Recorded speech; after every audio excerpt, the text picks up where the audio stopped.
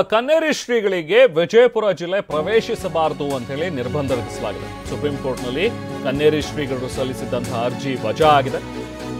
ಸ್ವಾಮೀಜಿ ಕೀಳು ಮಟ್ಟದ ಹೇಳಿಕೆಯನ್ನ ಕೊಟ್ಟಿರೋದು ಸರಿಯಲ್ಲ.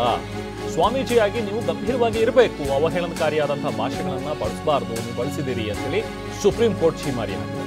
ಇದು ವಾಕ್ ಸ್ವಾತಂತ್ರ್ಯದ ವ್ಯಾಪ್ತಿಯಲ್ಲಿ ಬರೋದಿಲ್ಲ ಅಂತೇಳಿ ನ್ಯಾಯಮೂರ್ತಿ ಪಂಕಜ್ ಮಿತ್ತಲ್ ಮತ್ತು ಪ್ರಸನ್ನ ವರಾಲೆ ಅವರ ಪೀಠ ತರಾಟೆಗೆ ತೆಗೆದುಕೊಂಡಿದೆ. ಕನ್ನೇರಿ ಶ್ರೀ ಪ್ರಚೋದನಕಾರಿಯಾದಂಥ ಒಂದು ಹೇಳಿಕೆಯನ್ನು ಕೊಟ್ಟಿದ್ರು. ಸೊ ಆ ಒಂದು ಹೇಳಿಕೆಯ ಬಗ್ಗೆ ಇವತ್ತು ಕಮೆಂಟ್ ಮಾಡಿರುವಂತಹ ಕೋರ್ಟ್, ನೀವು ಈ ರೀತಿಯಾಗಿ ಶ್ರೀಗಳಾಗಿ ಮಾತಾಡುವಂಥದ್ದು ಸರಿಯಲ್ಲ, ಜೊತೆಗೆ ಇದು ವಾಕ್ ಸ್ವಾತಂತ್ರ್ಯ ಅಂತ ಹೇಳಿ ಬರೋದಿಲ್ಲ, ನೀವು ಈ ರೀತಿಯಾಗಿ ಪ್ರಚೋದನಕಾರಿಯಾಗಿ ಮಾತಾಡಬಾರ್ದು ಅನ್ನೋದ್ರ ಬಗ್ಗೆ ತೀವ್ರ ತರಾಟೆಯನ್ನು ತೆಗೆದುಕೊಂಡಿದೆ.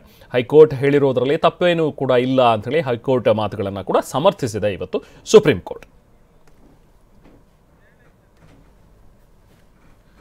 ಸೊ ಸುಪ್ರೀಂ ಕೋರ್ಟ್ನಲ್ಲಿ ಏನು ಕನ್ನೇರಿ ಶ್ರೀಗಳು ಒಂದು ಅರ್ಜಿಯನ್ನು ಸಲ್ಲಿಸಿದ್ರು, ತಮ್ಮ ಮೇಲಿರುವಂಥ ಒಂದು ಪ್ರಕರಣದ ರದ್ದು ಕೋರಿ ಅಥವಾ ತಮ್ಮ ಪ್ರಕರಣದ ಬಗ್ಗೆ ಒಂದು ಪ್ರಶ್ನೆ ಮಾಡಿ ಅವರು ಸಲ್ಲಿಸಿದ್ದಂಥ ಅರ್ಜಿ. ಆ ಸಂದರ್ಭದಲ್ಲಿ ಸುಪ್ರೀಂ ಕೋರ್ಟ್ನ ನ್ಯಾಯಾಧೀಶರು ಈ ಒಂದು ಅಭಿಪ್ರಾಯವನ್ನು ವ್ಯಕ್ತಪಡಿಸಿದ್ದಾರೆ.